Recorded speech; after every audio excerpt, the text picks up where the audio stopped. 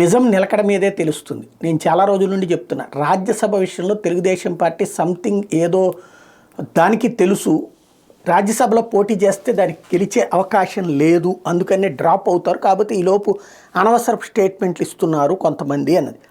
మన గోరంట్ల బుచ్చే చౌదరు లేకపోతే ఇంకొకళ్ళు 30 మంది మద్దతు ఉంది, 50 మంది మద్దతు ఉంది మాకు, అచ్చెన్నాయుడు లాంటి వాళ్ళ స్టేట్మెంట్లు ఇవన్నీ కూడా వృధా, రాజ్యసభలో వీళ్ళ వల్ల కాదు అన్నటువంటిది నేను అప్పుడే చెప్పే. దానికి కారణం రాజ్యసభ ఎన్నికల నిబంధనలు వేరు.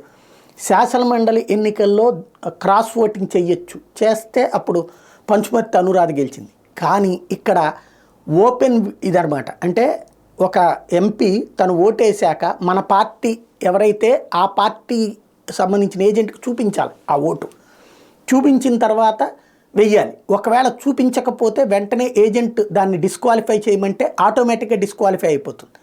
రెండవది వచ్చేటప్పటికి ఒకవేళ వేరే వాళ్ళకి వేసినా వెంటనే డిస్క్వాలిఫై చేయొచ్చు.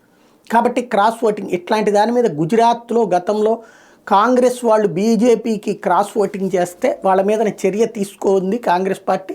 సుప్రీంకోర్టు దాకా వెళ్ళినా సరే అది కరెక్ట్ అనినే చెప్పింది పార్టీ ఫిరాయింపుల చట్టానికి సంబంధించి. కాబట్టి సాధ్యం కాదు, అందుకని ఇది తెలియక మాట్లాడుతున్నారు వీళ్ళని నేను చాలా రోజుల నుండి ప్రస్తావిస్తూ వచ్చా.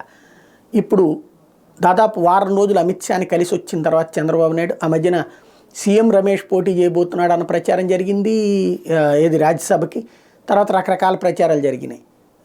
ఎవరు తెలుగుదేశం పార్టీ కోనేరు సతీషు వర్లరామయ్యల పేర్లు ప్రపోజ్ చేస్తోంది, పరిశీలిస్తోంది, వీళ్ళలో ఎవరో ఒకళ్ళకి రావచ్చని. కానీ నేను ఇంతకుముందే చెప్పా, వీళ్ళ దగ్గర డబ్బులు ఇచ్చి కొనుక్కోవాలా, ప్లస్ ఇది జరగటం కూడా 90%, 95 కాదు 99% అవకాశం ఉండదని చంద్రబాబు గారు అందుకే ఇవాళ దీన్ని తోసిపుచ్చారు. అంటే తనని కలిసిన నాయకులు లేకపోతే తను కలిసిన నాయకులతోనో కానీ అంటూ మీడియాకు ఒక లీక్ ఇప్పించారు. ఏమనంటే తెలుగుదేశం పార్టీ రాజ్యసభ ఎన్నికల బరిలో ఉండటం లేదు. ఇప్పుడు కనుక ఆ బరిలో ఉండి ఓటమి పాలైతే అది మొరాల్ దెబ్బతింటుంది కాబట్టి జాగ్రత్తగా అయినటువంటి స్టెప్ తీసుకున్నారు.